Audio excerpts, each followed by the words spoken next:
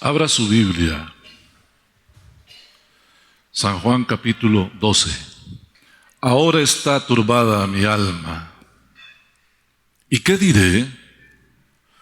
Padre, sálvame de esta hora.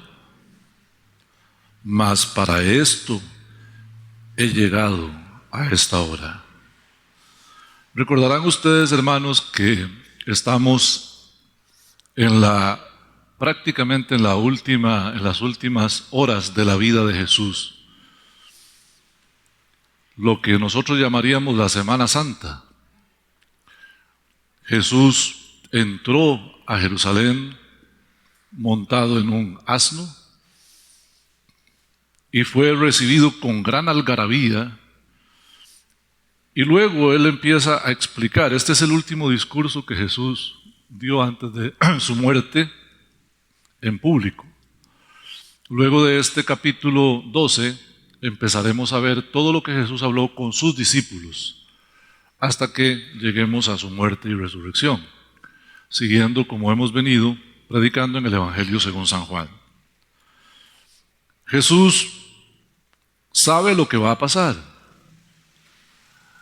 Él está total y absolutamente clarísimo de lo que va a pasar.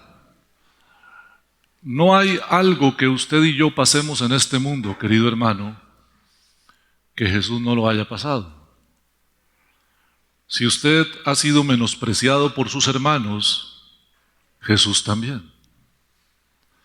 Si usted ha sido maltratado por sus vecinos, Jesús también. Si usted ha sido insultado, Jesús también.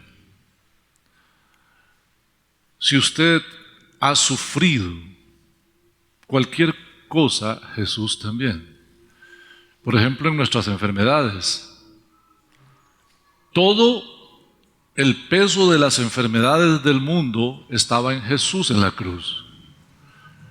No tenemos el tiempo para desarrollar este tema, pero fíjese que los dolores más intensos que un ser humano pueda experimentar, los experimentó Jesús.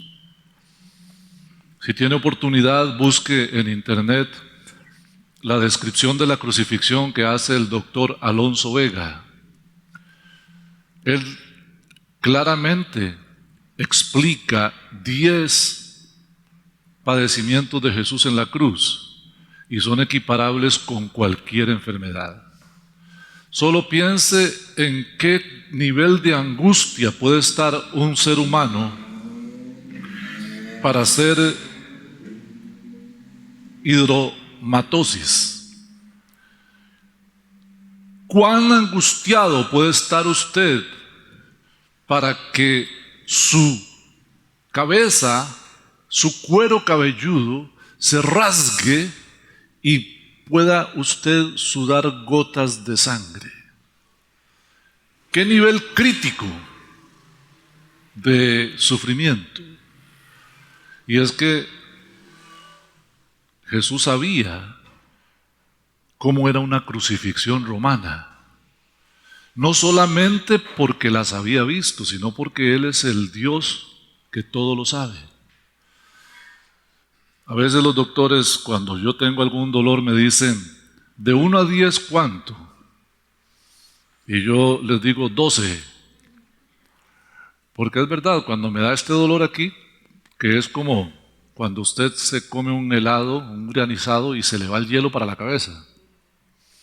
Ese es el mismo dolor que yo tengo y lo tengo por muchas horas.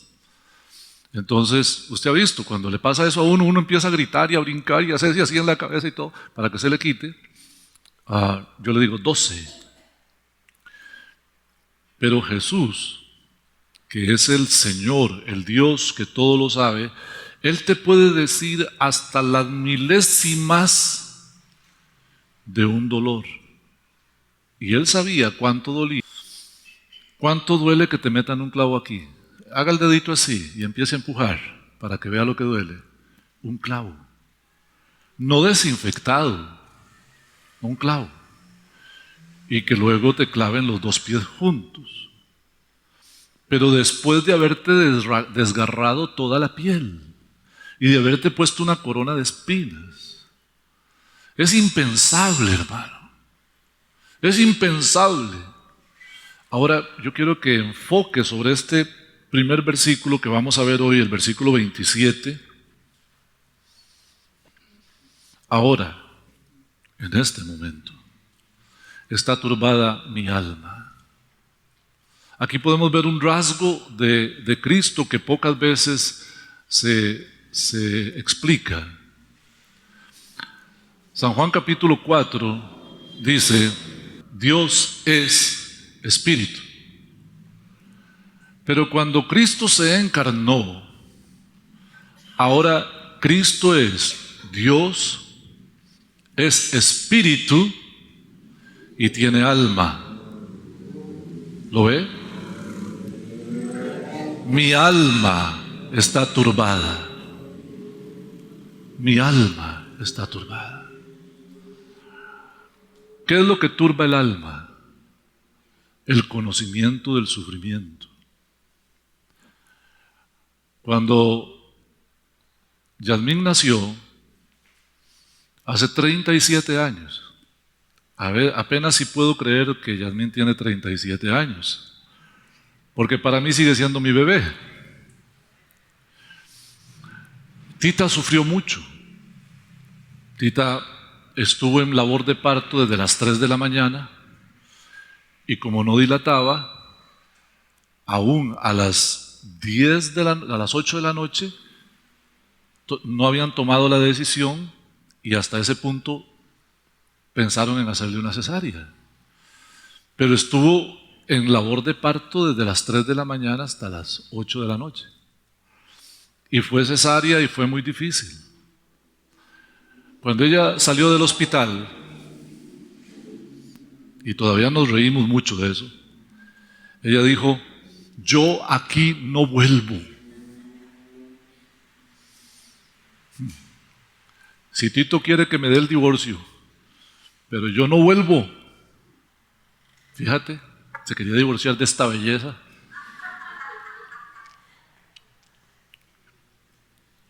Y una mañana, nosotros hablamos mucho en el desayuno.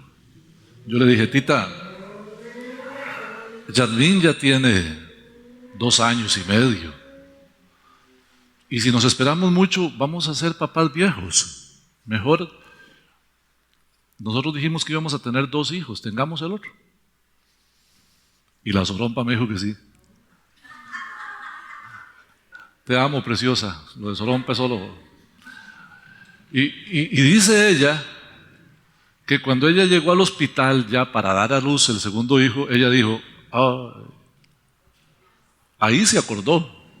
Si se hubiera acordado 9 meses antes, no me dice que sí. ¿Por qué estaba angustiadita? Porque conocía lo que iba a pasar.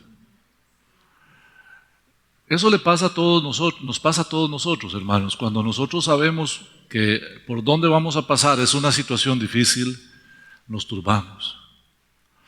Ahora, quiero traerlo a colación como cristianos. Jesús iba a cumplir el propósito del Padre. Mire cómo dice, ¿qué diré? Sálvame de esta hora, mas para esto he llegado a esta hora. Muchos de nosotros vamos a sufrir como cristianos. Nos van a aborrecer, nos van a insultar, nos van a maltratar. Pero si todo eso ayuda a la gloria de Dios, hermano, vale la pena.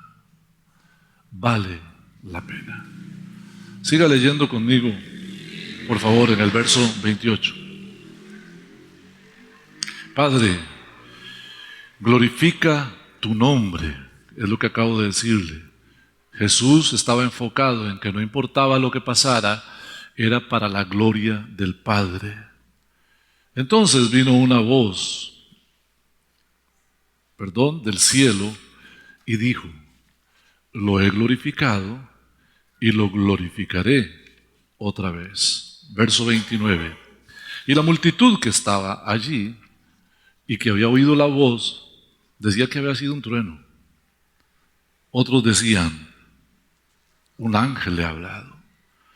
Respondió Jesús y dijo, no ha venido esta voz por causa mía, sino por causa de vosotros. Y aquí, hermanos, hago un paréntesis.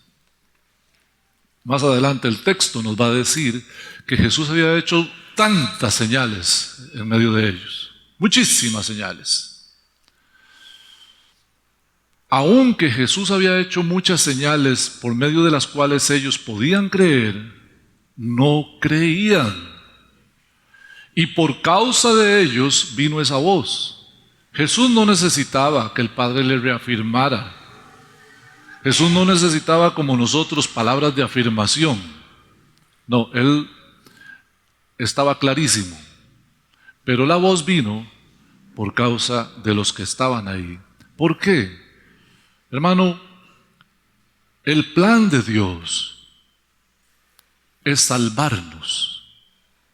Cada uno de ustedes que está aquí, tome conciencia. El plan de Dios para usted es salvarlo.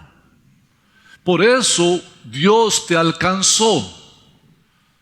Si usted todavía no conoce a Cristo como su Señor y Salvador, sepa que el plan de Dios es alcanzarte. Aquellos que se perderán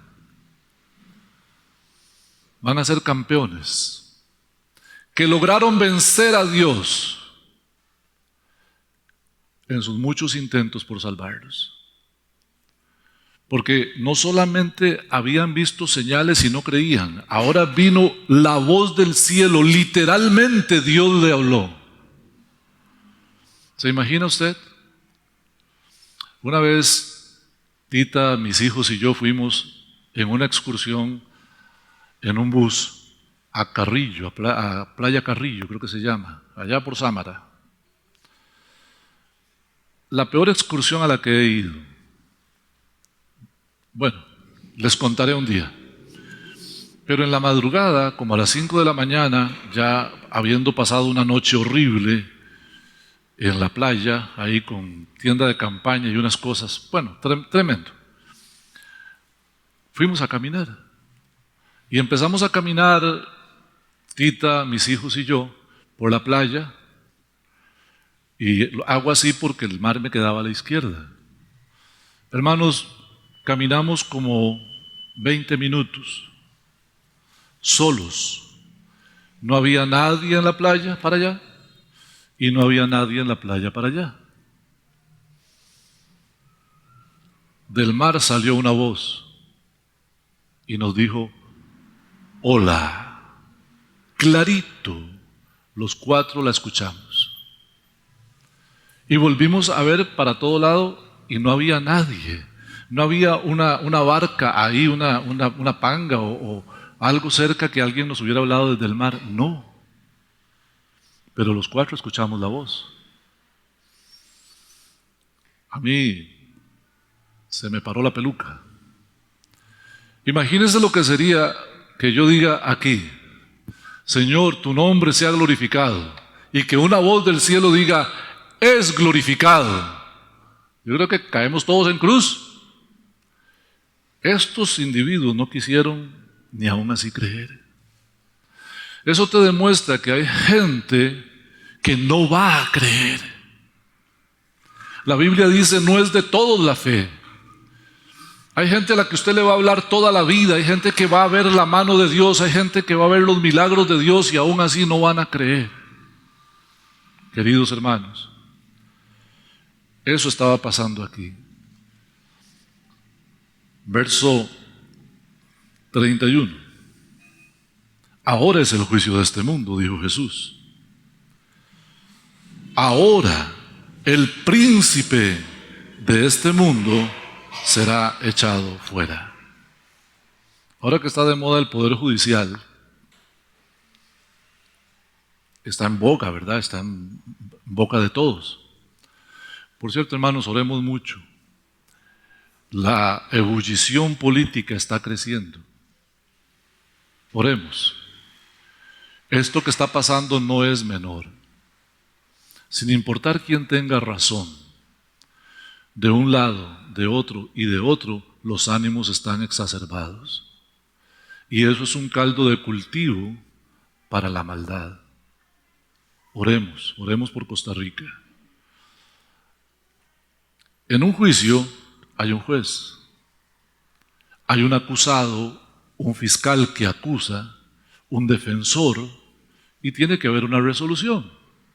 Y Jesús dijo, ahora es el juicio de este mundo, como si estuviera diciendo, había un juicio pendiente, que no le habíamos puesto fecha, o que había una fecha, pero la fecha no había llegado. En este momento llegó la fecha, fue lo que dijo Jesús. Ahora es el juicio de este mundo. En ese mismo momento, Jesús está diciendo, en este mismo momento es el juicio. Y le voy a dar los elementos de ese juicio.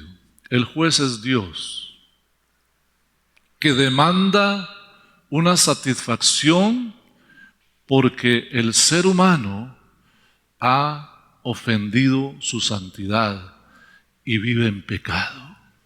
Y está el acusador. Todos sabemos que es Satanás. ¿Quién es el acusado? Usted y yo. No hay justo ni aun uno. Usted puede ser la persona más linda del mundo y si no tiene a Cristo va al infierno. Porque la persona más linda del mundo peca de omisión, de comisión, de pensamiento, peca. No quisiera yo hacerlo sentir mal a usted, pero ni me atrevo a hacer la pregunta. Pero todos tenemos malos pensamientos alguna vez. Pecamos. No hay uno que nunca haya pecado. Solo Cristo. Y el defensor es Cristo. Y la resolución ya está dada. El hombre va a condenación. Pero fíjate que en ese juicio el juez es el padre del defensor. Y entonces el juez dice, bueno, ya está la resolución, la pena es la muerte, la condenación es la muerte eterna en el infierno. Pero resulta que a este acusado yo lo amo. ¿Te parece lógico? ¿Algún juez terrenal diría eso? Pero dice, a este acusado yo lo amo, dice el Padre Celestial que es el juez. Lo dice en San Juan 3:16, porque de tal manera amó Dios al mundo. Fíjate. Y entonces el Padre le dice al Hijo, en presencia del acusador y de los acusados, y del acusado que sería usted y yo, Hijo, yo no quisiera que vaya este acusado a condenación al infierno. Hijo, tome usted el lugar del acusado y cumpla usted la pena. Y como Cristo es un hijo obediente, qué lindo sería que todos nosotros fuéramos hijos obedientes. Hagamos un propósito hoy. A todo lo que la Biblia diga, digamos que sí. Esa es la obediencia. Esa es la obediencia. Y entonces Jesús dijo, sí, Padre, está bien. Yo tomo el lugar de Él. Y Jesús tomó el lugar tuyo y el lugar mío. Nosotros éramos dignos de muerte. Y aún con nuestra muerte no pagábamos nuestros pecados. Y entonces Jesús tomó forma de hombre y vino a la tierra. Y estando en su condición de hombre se humilló y tomó forma de siervo. Y aún estando en la condición de siervo se humilló más. Y como un delincuente fue arrestado y fue a la cárcel y fue golpeado y fue flagelado y luego fue crucificado y murió.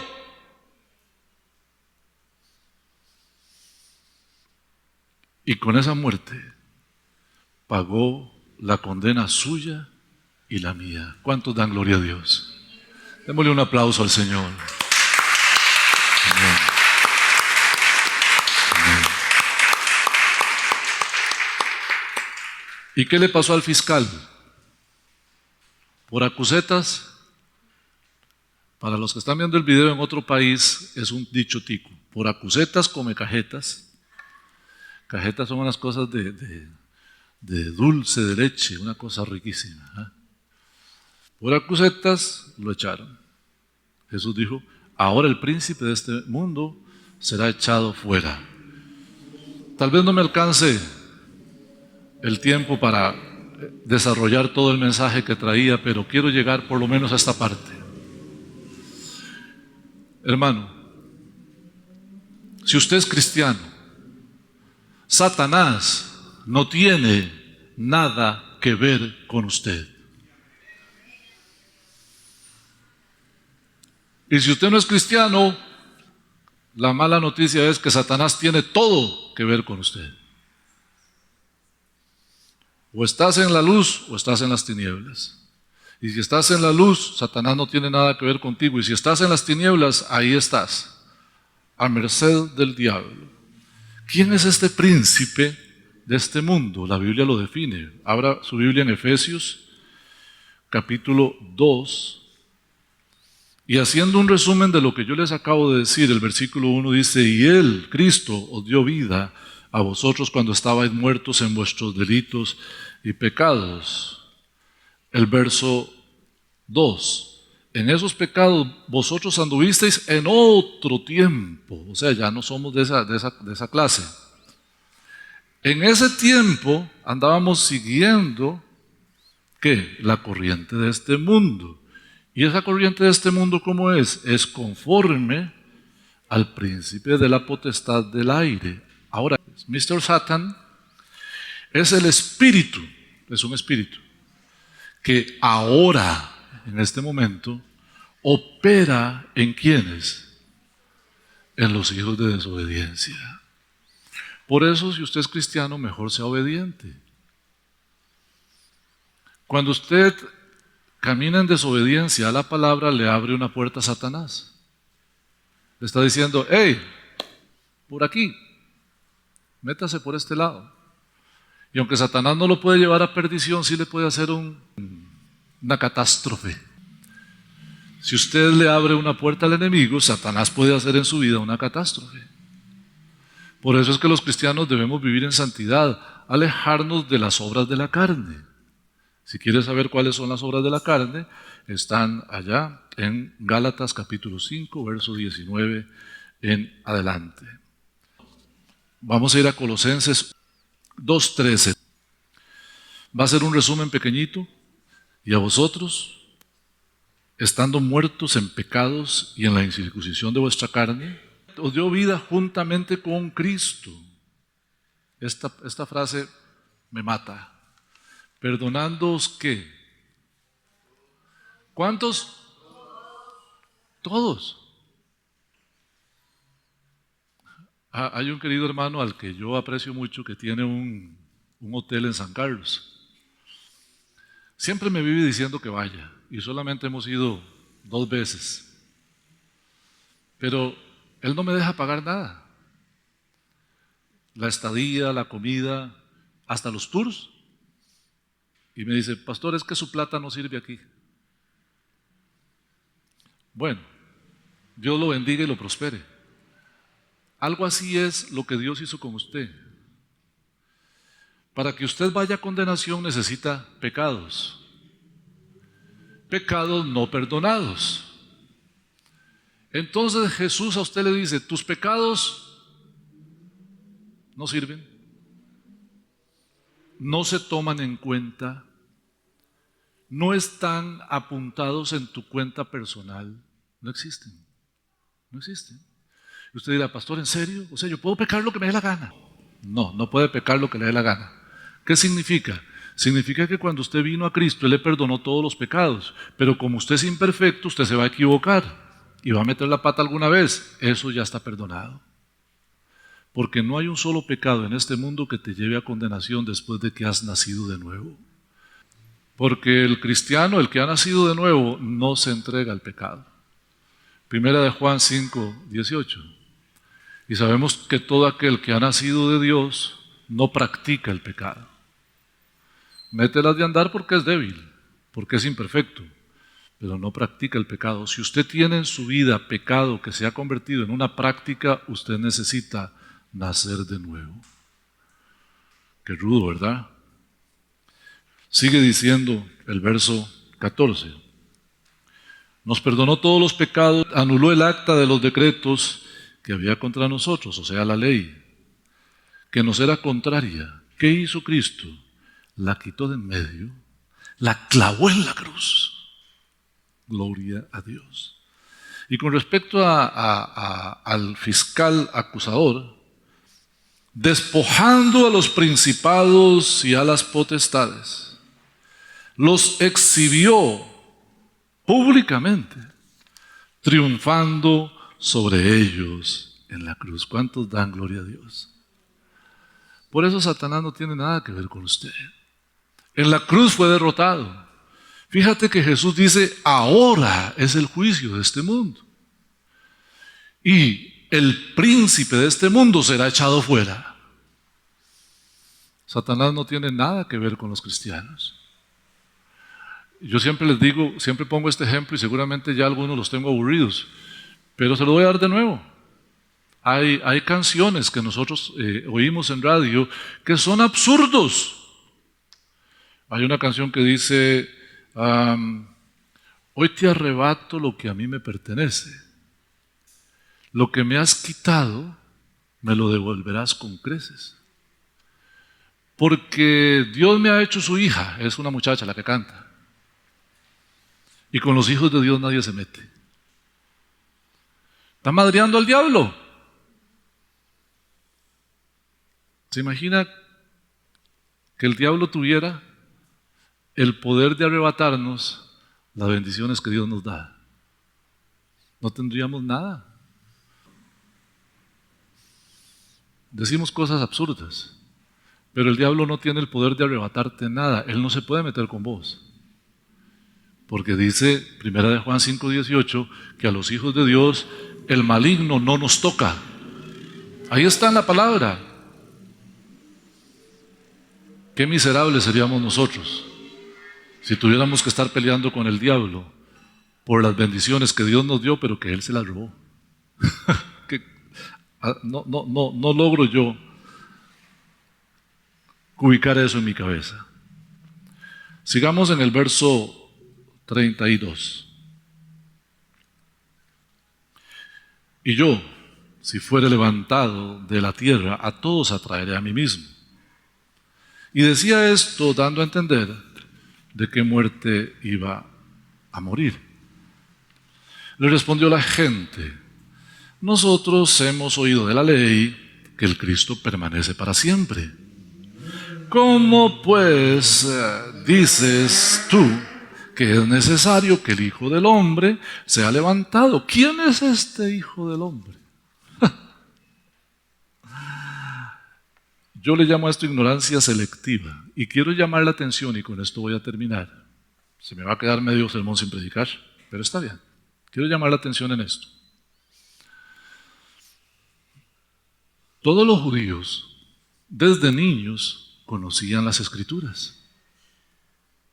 Los judíos no solamente leían las Escrituras, los judíos, ellos estudiaban las Escrituras y tenían maestros de la ley que las enseñaban todos los sábados en la sinagoga. Los papás iban a la sinagoga y luego les enseñaban a los hijos. Todos los que nacieron en Israel conocían las Sagradas Escrituras, lo que Jesús llamó la ley y los profetas, que es desde Génesis hasta Malaquías. Todos lo conocían. Pero ellos decidieron citarle a Jesús un texto seleccionado específicamente para argumentar en contra de lo que él estaba diciendo. Porque, hermano, cuando el corazón es duro, encuentra en la Biblia los textos que lo apoyan para seguir haciendo lo que está haciendo o para no hacer lo que no está haciendo. Fíjate. Y no faltará quien diga, la Biblia dice que si tu corazón no te reprende, mayor que tu corazón es Dios. Ya con eso lo arregló todo. Ignoró todo el resto de las Escrituras. Jesús en Mateo 10:29 le dijo a los fariseos, erráis mucho ignorando las Escrituras. Y se lo dijo a los maestros de la ley. Porque hay gente que agarra los pedacitos de la Biblia que le convienen y hace un compendio y una Biblia a su medida. Ellos le están diciendo a Jesús, yo creo que usted está equivocado. Es lo que le están diciendo. Yo creo que usted está equivocado. Porque la ley dice que el Cristo permanece para siempre. Sí, en el tiempo, cuando Cristo es glorificado y Él establece su reino, permanece para siempre. Pero tenía que pasar por la crucifixión. Ellos dejaron de lado Zacarías 12:10, que dice, mirarán al que traspasaron. Era necesario que Jesús fuera traspasado con una lanza, está profetizado. Y también ignoraron a voluntad Isaías 53, mas él herido fue por nuestros pecados, molido por nuestras rebeliones, el castigo de nuestra paz fue sobre él. Y como que escondimos de nuestro rostro. Mas Jehová cargó en sí, sobre él, el pecado de todos los hombres. Cuando uno no quiere obedecer, argumenta. Pero cuando uno quiere creer, inclina el rostro y dice, sí, Señor. Sí, Señor. Quiera Dios, hermanos, que usted y yo podamos inclinar la cabeza y decir, sí, Señor. Lea su Biblia, léala toda. Y lo que está escrito ahí, hagamos un propósito hoy, vamos a obedecerlo. Pase lo que pase. Incline su rostro y vamos a orar. Señor, gracias por tu misericordia, por permitirnos venir y escuchar tu palabra y porque tú eres santo. Te glorificamos, Señor. Ayúdanos a corregir lo que tengamos que corregir. Ayúdanos, Señor, a parecernos más a Cristo y menos a nosotros. Te ruego, Señor, que lleves con bien a mis hermanos a su lugar y que esta sea la mejor semana de sus vidas.